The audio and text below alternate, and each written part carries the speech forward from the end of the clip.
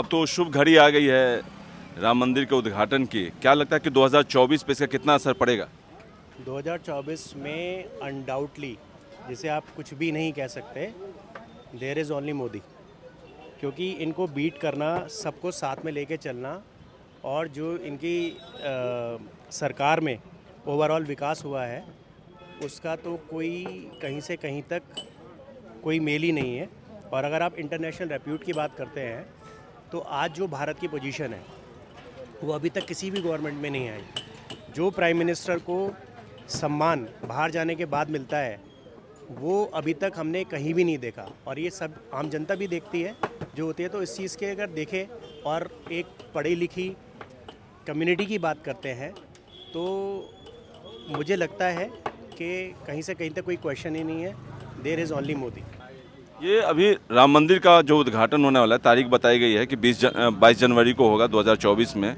और इसमें जो न्योता दिया गया है पीएम को, उसको लेकर विवाद हो गया है कि कह रहे हैं कि भाई पीएम तो सिर्फ बीजेपी के तो हैं नहीं, वो तो मतलब मोदी को ही सिर्फ, बाकी पार्टी के नेताओं को क्यों नहीं न्योता दिया गया, मोदी को ही क्यों दिया गया? नहीं, ये कोई एक उसका विषय नहीं है। जो भी सरकार के अंदर होता है, जो सर्वे सर्वा होता है, आप देखेंगे हमेशा किसी भी चीज़ का एक नए का उद्घाटन होता है, गर्गुराय में जाने वाली बात है, उसके ऊपर ये सारी कंट्रोवर्सी चल रही है। तो ये तो भी एक पूजा हो रही है, और बाकी तो सबके लिए खुलेगा ही खुलेगा। ऐसा तो है नहीं कि अगर हाँ मैं ही जा रहा हूँ और गर्गुराय में जाने की एक जगह है तो मैं वहाँ पे सबको अकोमोडेट कर लूँ। कह रहे हैं कि विशेष उनको क्यों आमंत्रण दिया गया, बाकी पार्टियों के नेताओं को भी दिया जाता है? उनकी गवर्नमेंट में बना है, उन्होंने इसको एग्जीक्यूट किया है, प्रथम अधिकार उनका है, वो क्यों नहीं जाएंगे? आपकी पहली गवर्नमेंट रही है, जिनकी रही है वो पहले कर लेते। अगर वो राम मुद्दा लेके चले थे, मोदी जी हैं, शाह जी हैं, योगी जी हैं, तो उन्होंने इस चीज़ को पूरा किया, कार्यान्वित किया, और कार्यान्वित किया तो उनका पहला हक बनता है कि वो जाएं और बैठे और देखें। उसके अंदर किसी को ऑब्जेक्शन किस बात का है? क्या किसी के लिए रोक है वहाँ पे? इन्विटेशन की क्या बात होती है? इन्विटेशन की बात होती है। जब हमारी नई संसद बनी थी तो उसके अंदर भी इन लोगों ने ये सब किया था। अपोजिट पार्टी को तो कुछ ना कुछ बोलना है कि हाँ भाई ये मुद्दा है, उसके अपोजिट, तभी तो वो अपोजिट करा रही है। मुद्दा तो यही है। मुझे तो नहीं लगता कि इसके अंदर कुछ गलत है। पहले विरोधी बोलते थे कि राम मंदिर बनाएंगे लेकिन तारीख नहीं बताएंगे, अब तो तारीख भी आ गई। तो क्या लगता है 2024 चुनाव में ये गेम चेंजर साबित होगा राम मंदिर अयोध्या में? गेम चेंजर राम मंदिर से हम लेके इस वक्त नहीं चलते हैं। अगर गेम चेंजर की बात करें और भाजपा की बात करें तो भाजपा ने ये पहले मुद्दा रखा था 2014 से, ये अभी की बात नहीं है। अब तो उद्घाटन होगा 2024 में, चुनाव नज़दीक भी है, 24 में चुनाव भी और उसी में उद्घाटन भी होना है। हाँ, तो ये तो उनका कर्मों का फल है, उसके अंदर डेफिनेटली उनको इसका प्रॉफिट मिलना चाहिए। जब उन्होंने इस चीज़ के ऊपर लग के तन मन धन से करा और पूरी भारत की पूरी जनता ने उस चीज़ के अंदर सहयोग किया है। आप ये देखिए कहाँ कहाँ से सबने डोनेशन उसको दिया है। और राम मंदिर सबका है, किसी एक का थोड़ी ना है, सबके लिए कार्यान्वित किया तो उसका प्रॉफिट उन्हें बिल्कुल मिलना चाहिए। गठबंधन बनाया गया है मोदी के खिलाफ, इंडिया गठबंधन, उसमें तमाम बड़े दिग्गज नेता हैं, लेकिन जो विधानसभा चुनाव हो रहा है उसी में उनकी पोल खुल गई है। मध्य प्रदेश में जेडीयू ने अपने कैंडिडेट उतार दिए हैं। अखिलेश नाराज़ हैं कि कांग्रेस ने उसने पूछा भी नहीं और जो है अपने कैंडिडेट उसने घोषित कर दिए। तो क्या लगता है जब स्टेट लेवल पे ही इनमें आपस में कोऑर्डिनेशन नहीं बन रहा है तो सेंट्रल लेवल पे कैसे ये लोग एकजुट हो पाएंगे? आप इस बात को देखिए, सबसे बड़ी बात है एक person versus one person versus all dissidentary parties amongst India, amongst Bharat. कितनी बड़ी बात है, कितना इन लोगों के अंदर भय है। किस चीज़ का भय है? कि आज हमारा भारत देश जो है वो प्रगति कर रहा है, किसी एक आदमी की वजह से कर रहा है। आप बोलने को तो पीछे कुछ भी बोल सकते हैं, उसकी कोई वजह नहीं होती, ठीक है। बोलने को तो मेरी भी ज़बान है, मैं भी कुछ बोल सकता हूँ, बोलने के ऊपर किसी के ऊपर कोई रोक नहीं है। लेकिन अगर आप इस चीज़ को देखेंगे, महागठबंधन की बात हुई थी, ये लोग क्या महागठबंधन करेंगे? जो मैं आपको उत्तर देता वो आपने मुझे पहले ही दे दिया, उसमें प्रश्न के रूप में मुझसे पूछा है। आप देखिए अखिलेश सरकार के अंदर क्या हो रहा है, ममता बनर्जी के साथ क्या हो रहा है, आपके आम आदमी पार्टी के संरक्षक हैं उनके साथ क्या हो रहा है। तो ये तो पहले से ही टूट रहे हैं, उसके अंदर क्या करेंगे? सारा है, जयपुर है, राजस्थान है, उसके अंदर सब में आप ये चीज़ें देखिए क्या चीज़ हो रही है। ये तो अभी से एकजुट नहीं है तो महागठबंधन क्या खाक करेंगे?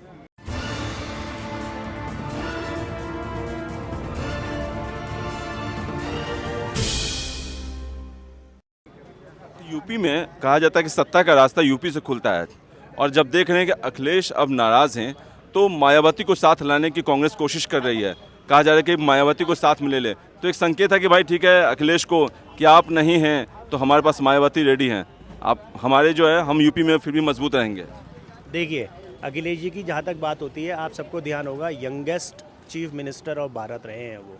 और जिस टाइम पर वो बने थे तो सबने ये सोचा था कि आज हमारे पास पढ़ा लिखा एक इंजीनियर चीफ मिनिस्टर है जो कि अपनी स्टेट को बहुत आगे लेके जाएगा।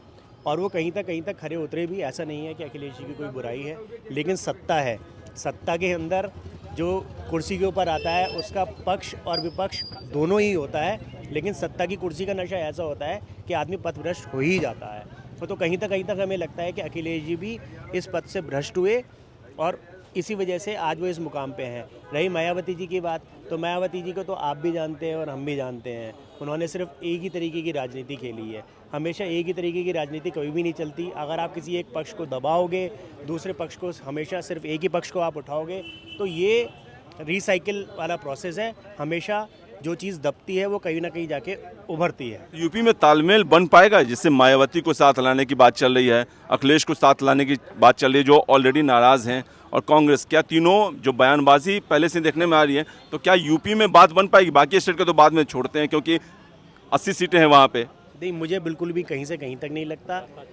जो हमारे योगी बाबा हैं वो संत आदमी हैं, भ्रष्टाचार मुक्त हैं, उन्हें किसी चीज़ से कोई मतलब नहीं, वो सिर्फ विकास की तरफ ध्यान देते हैं, सबके साथ लेके सबके साथ लेते हैं। ममता बनर्जी हैं, ममता बनर्जी सिर्फ अपनी ही सोच की हैं, हर किसी को पता है। मैं खैर अगर इस चीज़ की बात होती है तो मैं ये पब्लिकली नहीं बोल सकता, लेकिन हर कोई जानता है वो किसको ज़्यादा महत्व देती हैं।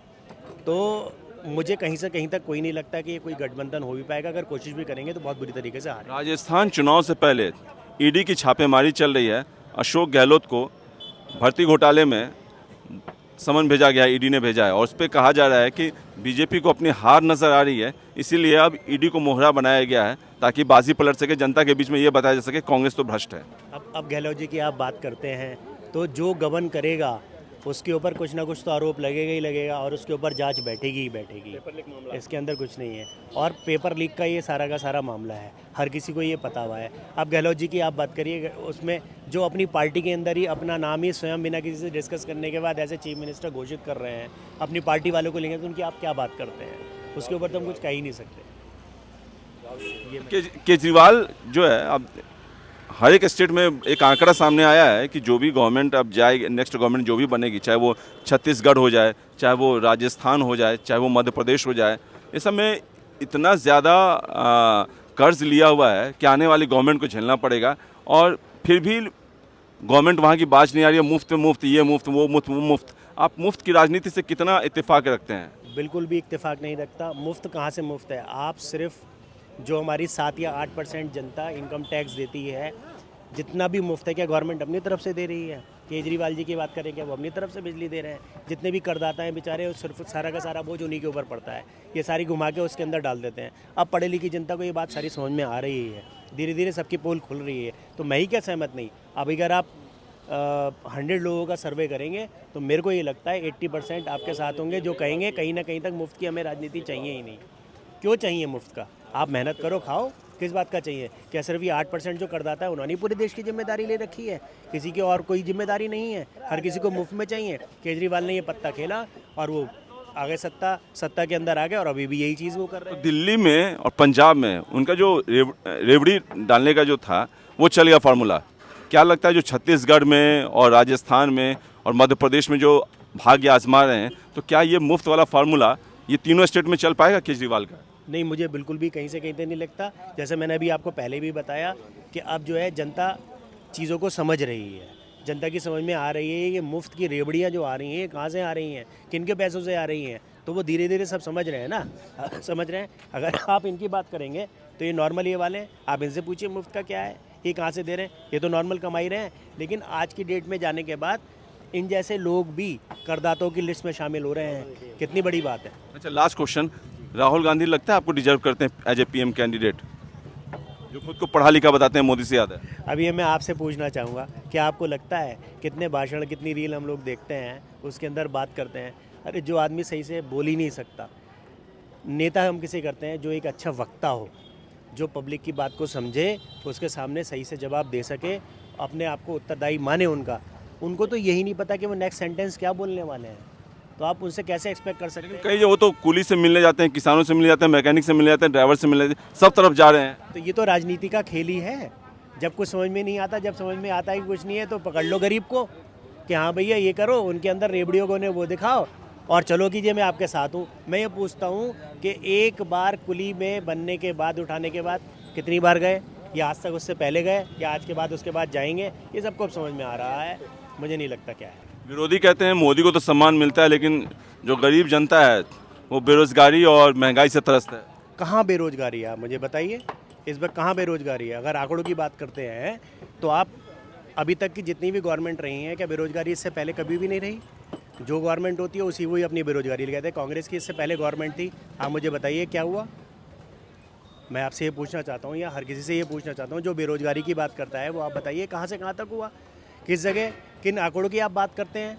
बेरोजगारी पहले के कंपैरिजन में अगर हम देखेंगे तो बिल्कुल कम हुई है, 110% कम हुई है। जो रोजगार की योजना है अभी सबको मिली हैं, उनका तो कोई वो कह रहे थे जो भी सरकारी संस्थाएं हैं, BSNL हो गया, LIC हो गया, रेलवे हो गया, इस समय प्राइवेटेशन को कर दिया गया है, जिसकी वजह से जो स्कोप था सरकारी नौकरी का वो कम हो गया है। मैं ये जानना चाहता हूँ, BSNL क्या प्राइवेटाइज हुई?